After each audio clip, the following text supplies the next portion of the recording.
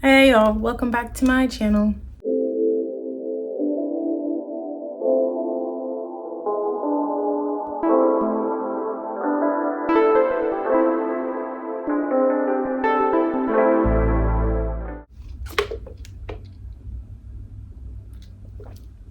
All right, so we have another book video. It's back to back. I know. This one, I am doing the attempt to read for 24 hours. Once again, these are my books. If you want like more detail on them, you can go to my previous video before this one, my book haul. But I have A Chorus Rises, The Gifts That Bind Us, This Wicked Fate, and lastly, Ace of Spades. Now, I did 4 books in my last reading video, and I got through all 4 of them. It was not 24 hours, but it was a long time. So I'm still gonna stick with the title. I mean, I have like 2 other books that I could read, just like I had extra books the last time, but it's fine. I'm gonna read these books, and I think I'm gonna start with A Chorus Rises. Now, all of these books are like 420 pages and less. So yeah, I'm going to get in position and start. And last time I explained, I'm filming on my phone, so like the timer is on my laptop, and this time around, instead of using the timer, I'm gonna use a stopwatch, and hopefully that works better. But I'm going to get comfortable and we'll start this video. It's almost 12, like it's 11:59, so I'm right on time.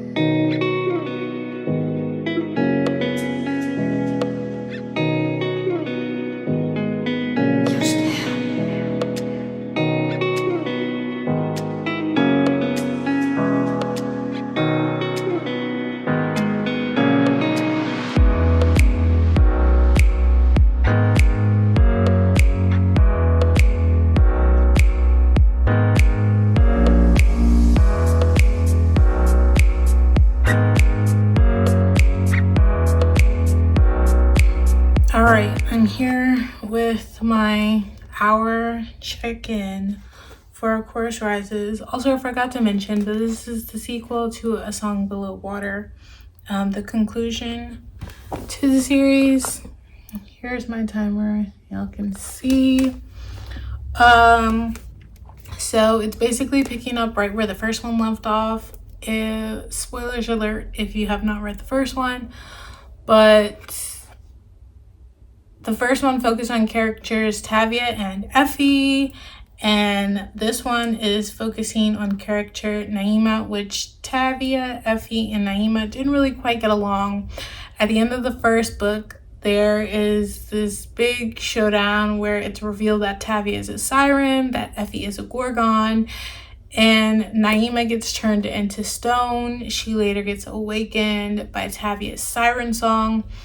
So we're basically getting Naima's point of view in this book, how she feels, what she's going through now that basically she live streamed the entire reveal. So people don't like her, people hate her. She still has like some supporters, but now Tavia and Effie, they have this movie out that tells their story, but not really Naima's story. So she's feeling some type of way.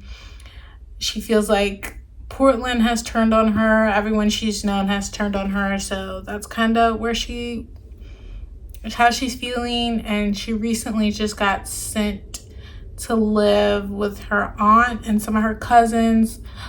And the reason her parents didn't go with her mom's pregnant. So the mom and dad stayed and she left. So she's upset about that. It's a whole lot going on. She broke up with the boyfriend. She's going through it. So yeah, we are on page 141. We are actually more than halfway finished. There's 260 pages in this book. So I'm just gonna keep reading. It's going well. The next time I talk to y'all, I'll be finished with this book. So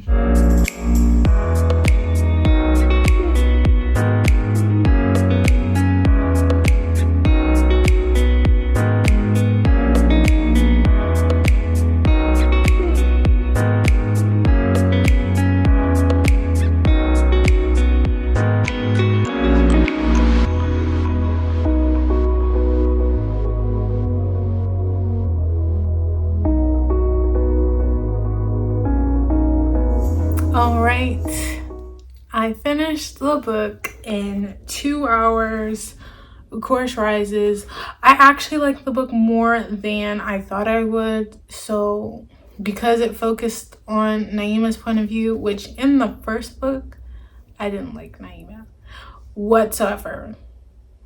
So I guess it's always good to have that person's point of view, but she also kind of had like her redeeming moments because she actually realized there were certain things she did in the first book that were wrong, and at that time she didn't really realize it. So in this time of going visit some of her family, she's talking with her cousin Courtney, who is around her age. She started to realize there were certain things she did that were actually very wrong, and looking back at it, she realized what could have been done differently. So props to Naima for that, because she's acknowledging what she did. But also Tavia. So Naima and Tavia really have the beef. Naima's not really as mad at Effie. More so her anger is targeted towards Tavia. So her and Tavia, they ended up having this in-person meeting because there's stuff that goes down in this book. And Tavia, she's had a lot of time to, think about what she's did, and she actually apologizes to Naima because once again, Tavia did do some things that were wrong as well. And sometimes we do things out of anger. And so they kind of have this heart-to-heart moment where they apologize. And sometimes when people apologize to you, you don't have to accept their apology. Like, it doesn't have to be like that. And that's kind of some of the things they did.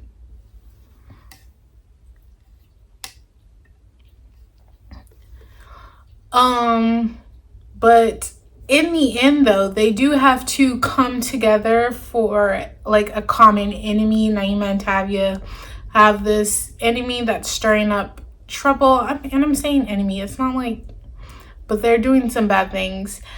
And they have to put like their differences aside, kind of focus on doing what's right and making Portland like a safe and magical place.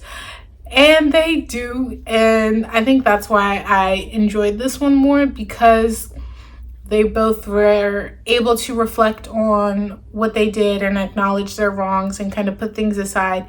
And I think it was important to read about Naima and her point of view, because things aren't always as they seem. So yeah, very, very happy with this, and I think this was a very good end to the series. So that was great. And as I mentioned, I finished in 2 hours. I forgot to show y'all the clock.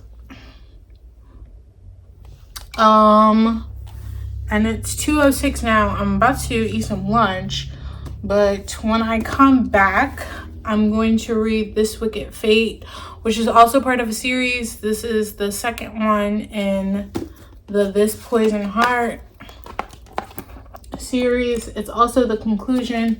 So yeah, this is the next book we'll be working with. I'll probably be sitting somewhere else, but yeah, until the next time when I come back.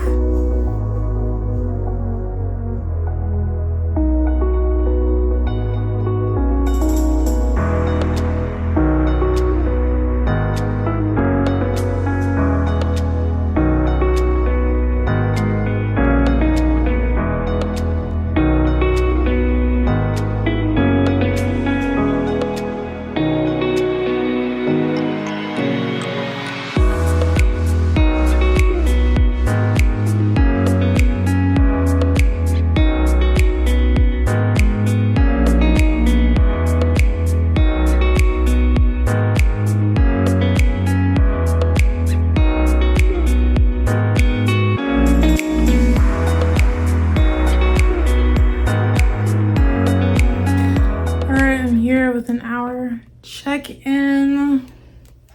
This is my clock. So it's almost 4 o'clock. I just started chapter 12.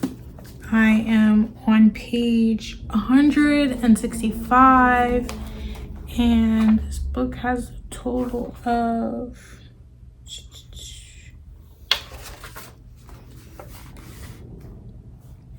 310 pages.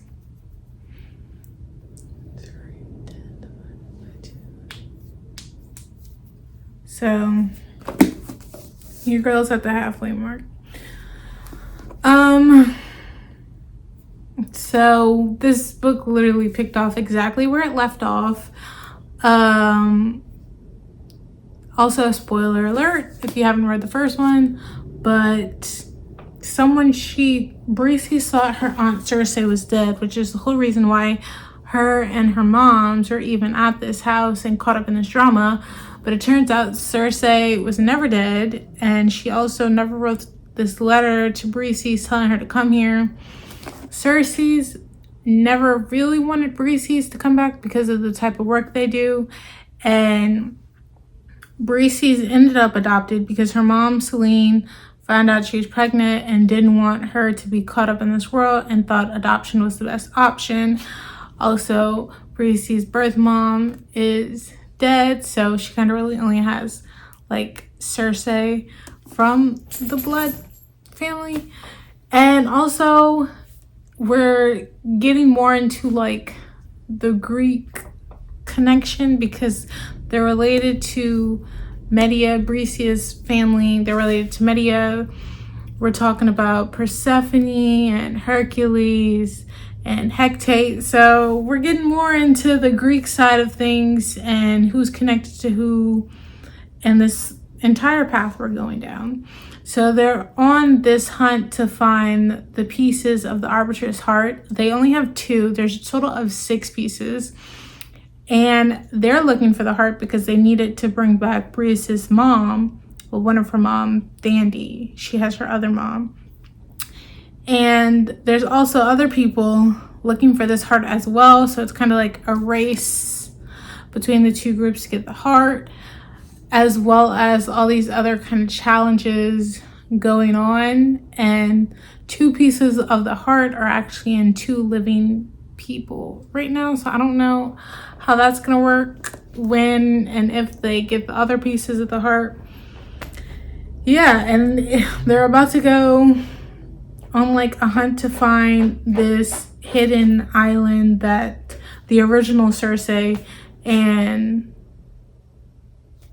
I think Medea, yeah, the original Cersei and Medea did. Her aunt Cersei is not the OG Cersei. She just has the same name. So that's kind of the point of where we are in this book. And it's good. It's really good. It's also a little bit sad because this is the end of the series, and it's a really good series. But I'm gonna continue, and I guess the next time I see y'all, I will be finished.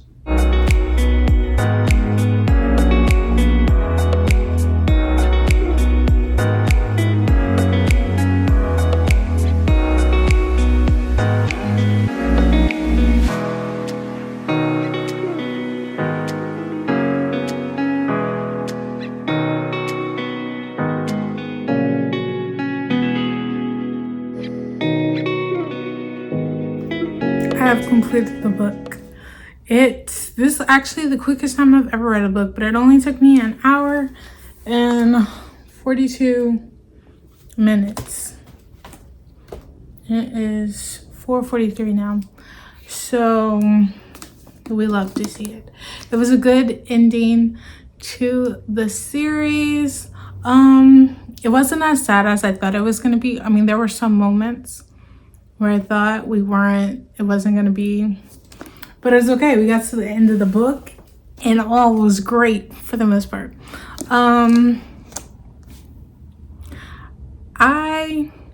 I'm trying to see. So they go on this journey, right? Breezy's well, not her girlfriend at the time, but her girlfriend Marie, then her aunt Cersei, and then her cousin Persephone. Not the real Persephone, but they do meet the real Persephone later. But they're going to this hidden island that the original Cersei and Medea, cloaked, and they're fighting these sirens. But then this one, they meet the original Persephone.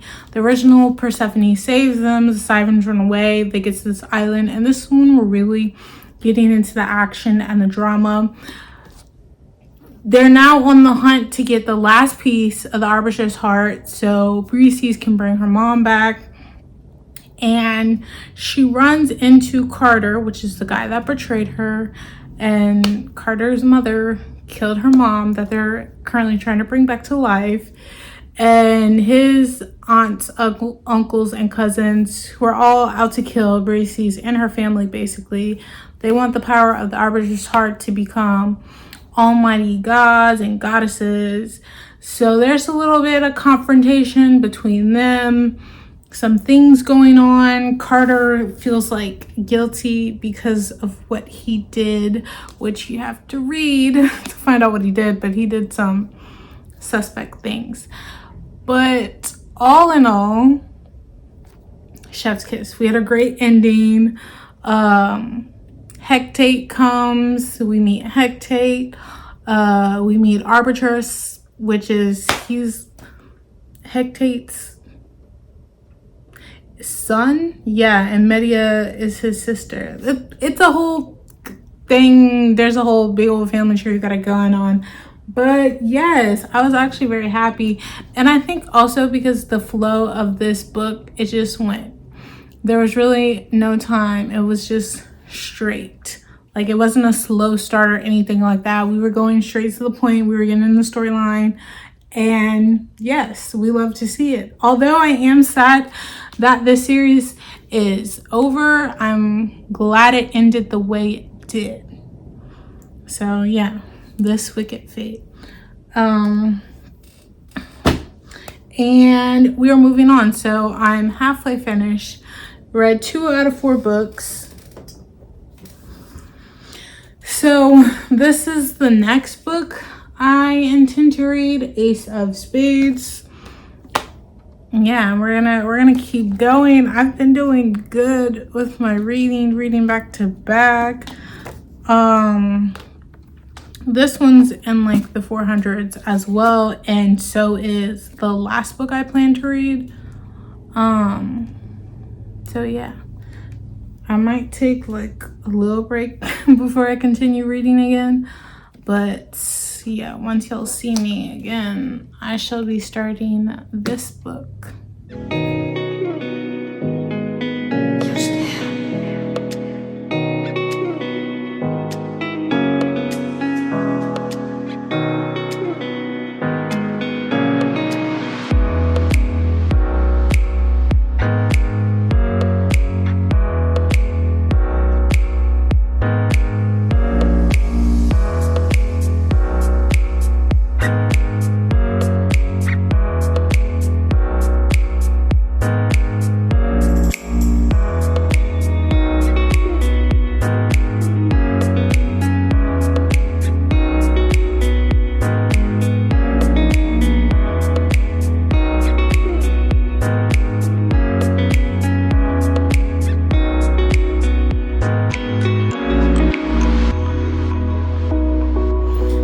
So we're here for the hour check-in, and there is so much going on. So I am on page 151. I just started chapter 15, and there are 422 pages in this book, so I'm not even halfway there, but it's going smoothly. It's grabbing my attention, I'll say that. We've just been on the go since the book started, but it's focusing on the 2 main characters, Chai and Devon. They're actually the only Black people at this prestigious school, and they get announced. Well, Chai gets announced as the head Mrs. Perfect, and then Devon is one of the other perfects. It's something, I guess, like, you know, like top scores or whatever. That's what it is at their school. And I think it's like the next day or 2 days after this has been announced, this mysterious aces starts revealing secrets about the two of them. It reveals that Devon is gay, which he doesn't really mind people knowing, but he didn't ever think he was gonna have to come out like that. And then his sex tape also gets leaked from one of his exes, Scotty, who is also an ex of Chai, because while Scotty and Devon were together, he cheated on Devon with Chai. So as of right now, that's the only connection the two of them have. So I'm not sure how else they're connected or where this is going, or why they're the only targets. But Chai also had like some secrets of hers revealed.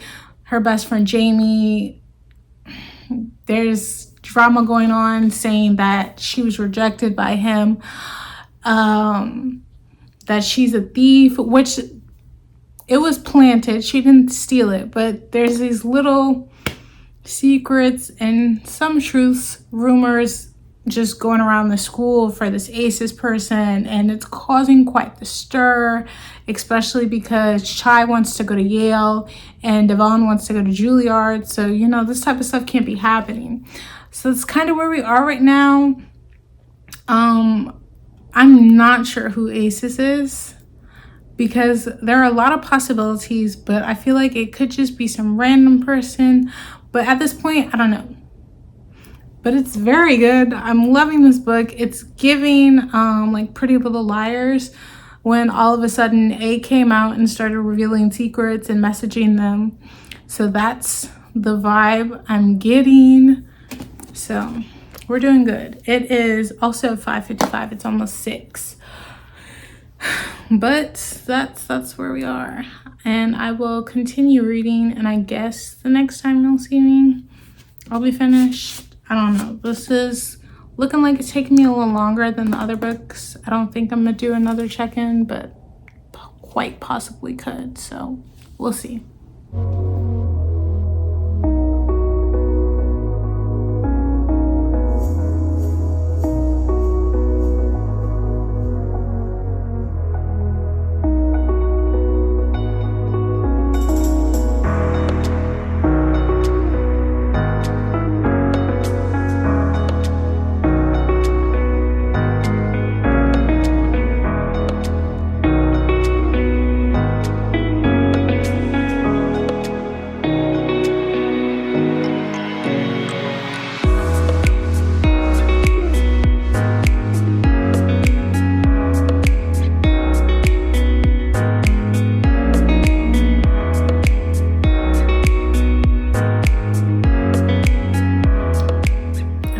Book 10 out of 10. It took me 2 hours and 20 minutes. This has been my favorite book so far, I believe. When I tell y'all 10 out of 10, this is like 5 stars. So there was basically aces is an entire group of racist white people who every 10 years they invite 2 black people to their school, wait till they get to the senior year, and then start to ruin it for them so they never do anything else in life. And that explains why they were the only 2 black people in the school. And like, that was kind of it. Like, there was no deeper connection other than they were, you know, randomly selected black people to come to this school, which is, the school is Nevis Private Academy, and Nevis in Latin means white. Sorry, my dog just opened my door. So, and it turns out that there were people placed in their lives to cause bad things to happen to them. And then when they think they get to this news outlet to help them, to expose the school, the news outlet is in on it. So that's a whole thing. And then I'm still not sure exactly, but a whole lot of drama goes down, and then the school catches on fire. Explosion. Yeah, but our people are okay, everything is fine. But and then it has the at the end of the book, it's like 16 years later, and now Chai and Devon are searching for other schools that do what they do to save other Black students. Absolutely loved this book, the whole plot, the idea. It was phenomenal. Like, literally one of my favorite books. 10 out of 10. I mean, like, only positive things to say. And the book was like smooth sailing from the start. Love it, love it, love it. And I also did, like, some of the aces, didn't even see them coming. But it got me though. I ain't even gonna lie. You can't trust everybody. Don't believe everybody. So it's 7:48. I'm about to eat dinner. I was also fixing dinner, but yeah, I'm about to go eat dinner, and then I'll pick up with The Gifts That Bind Us, which is the last book I do have planned to read today. Like I said, if I do want to read more or whatever, I have 2 more books I can choose from. So yeah, I'll see y'all when I read again.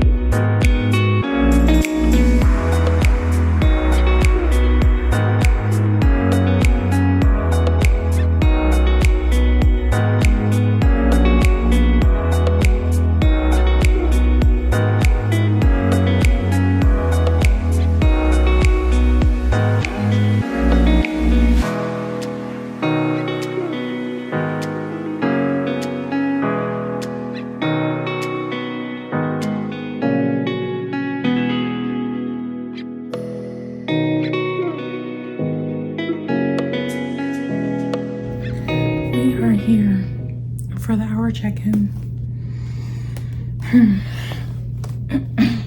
Here's my clock. So once again, we're picking up right where the first book left off. This is a trilogy, so this is the second book in the series.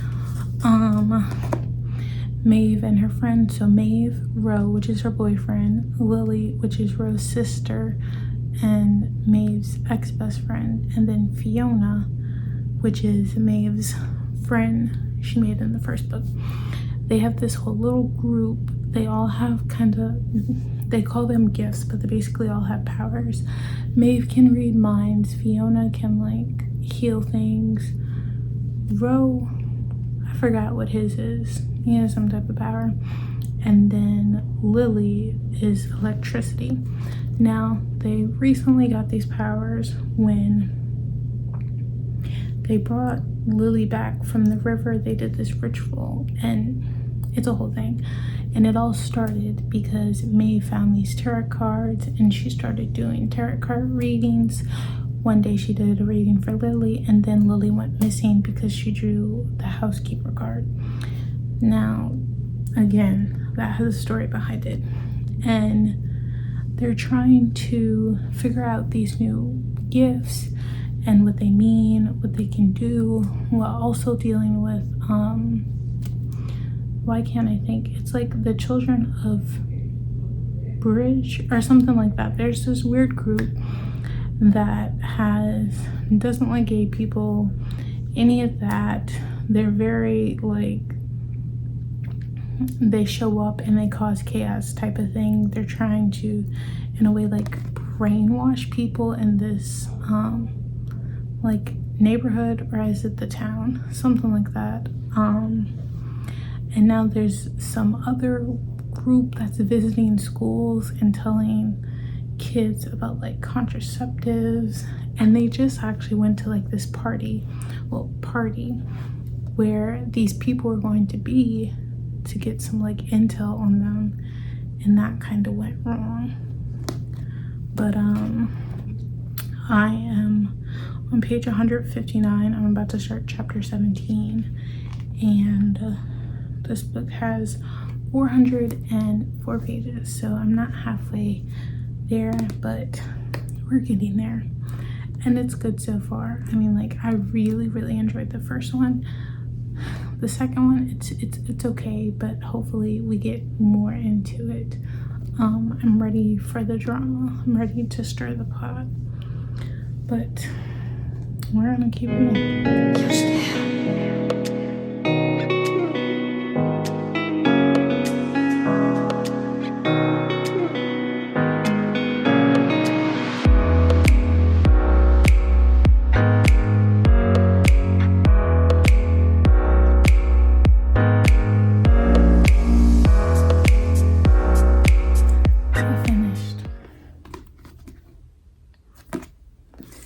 Took 2 hours and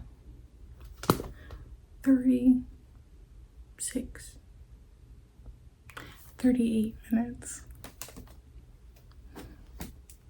It is 12:50. It's almost 1 a.m.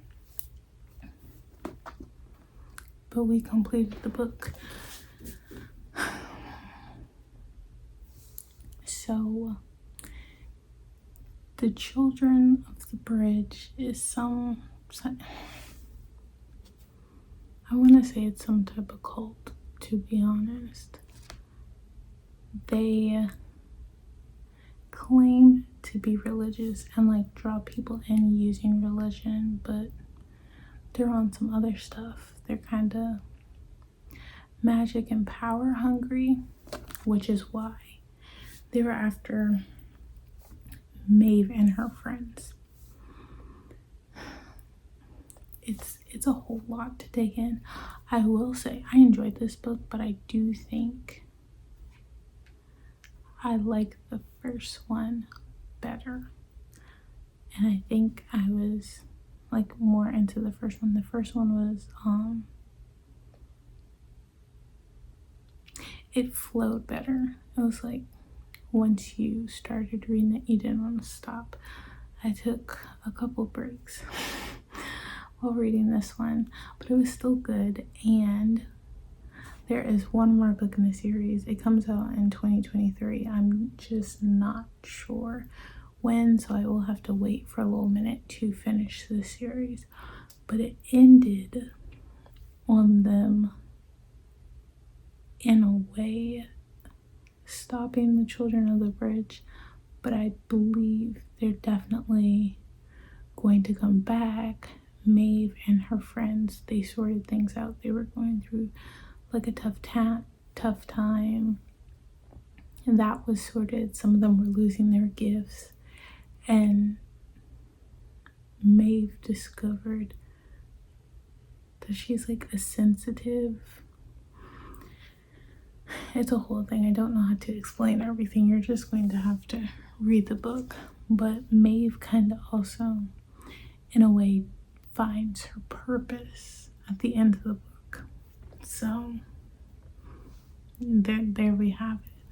But it was good. It was good. And I'm ready to find an end to the story, because it seems like there's so much going on, but like it's revolving around this one group, but it seems like there's so many branches to this group. But yeah, so there we have it, the last book. Now technically I haven't read for a full 24 hours. My clock, as I just showed y'all, I read for a total of 8 hours, 40 minutes, and 51 seconds. Yeah, but it feels like I've been reading all day. But there we have it. Once again, I finished all 4 of my books that I planned to read. I'm actually finishing up a little bit earlier than the last time I did this reading vlog. And I'm about to go to bed. I took my shower. It's time to peace out because I've been reading all day and now I'm tired. But hopefully y'all enjoyed this vlog. My 24-hour reading vlog. Well, not even 12 hours half of, but hey, I read all my books. So I hope y'all enjoyed this video. If you enjoyed this video, please give it a thumbs up. If you would like to see more, please hit the subscribe button down below. Peace and blessings, my loves.